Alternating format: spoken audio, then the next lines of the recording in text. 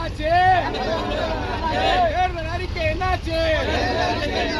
தமிழக முதல்வர் அண்ணாச்சு. தேர்தல் அறிக்கை என்னாச்சு? பொய்த்து போச்சு, பொய்த்து போச்சு, பொய்த்து போச்சு, பொய்த்து போச்சு.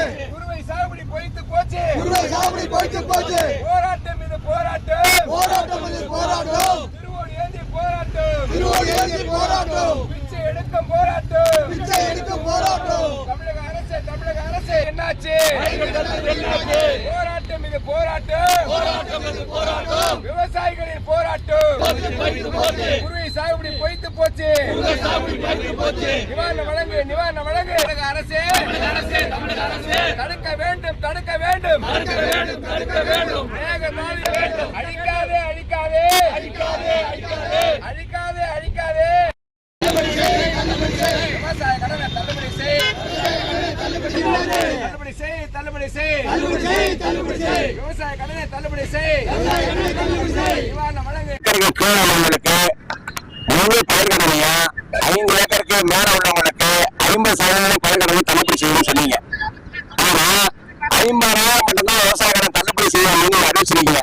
இப்ப மகாராஷ்டிராவில் பாத்தீங்கன்னா 36,000 கோடி தள்ளுபடி பண்ணிருக்காங்க. ஒரு விவசாயி 2 லட்சம் கோடி தள்ளுபடி பண்ணிருக்காங்க. அப்படிங்கிறப்ப விவசாயியோட நிலைமை கருவி நீங்க உடனடியாக முழு சதவீதம், அதாவது முழுவதும் பயிர்கடனை தள்ளுபடி செய்யணும். இல்லைன்னா தலைமை செயலகம் முற்றுகையிட்டு தமிழ்நாடு ஏரி மற்றும் ஆற்றுப்பாசன விவசாய சங்கம் போராட்டம் நடத்தும். அதே நேரத்தில் நீங்க குருவை சாகுபடி தஞ்சை மாவட்டத்தில் காலக்கட்ட பகுதியில குருவை சாகுபடி தண்ணி இல்ல, தண்ணி பெற்று வரல. கர்நாடகால இருந்து ஒரு நாளைக்கு 1 TMC தண்ணி பெற்று வரணும். ஆனா இதுல தண்ணி பெற்று வரல.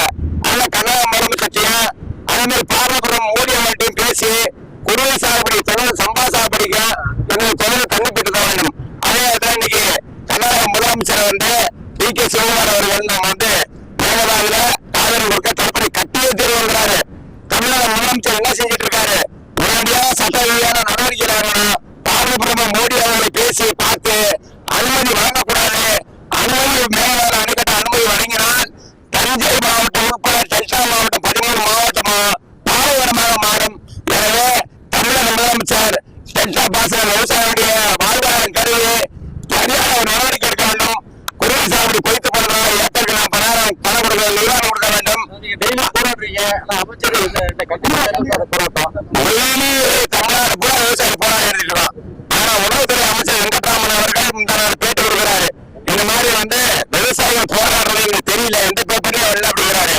ஆனா நீங்க காவேக்கா என்ற அந்த கண்ணாடியை போட்டுக்கிட்டு நீங்க பாத்தீங்கன்னா விவசாயிகளுடைய போராட்டம் தெரியாது.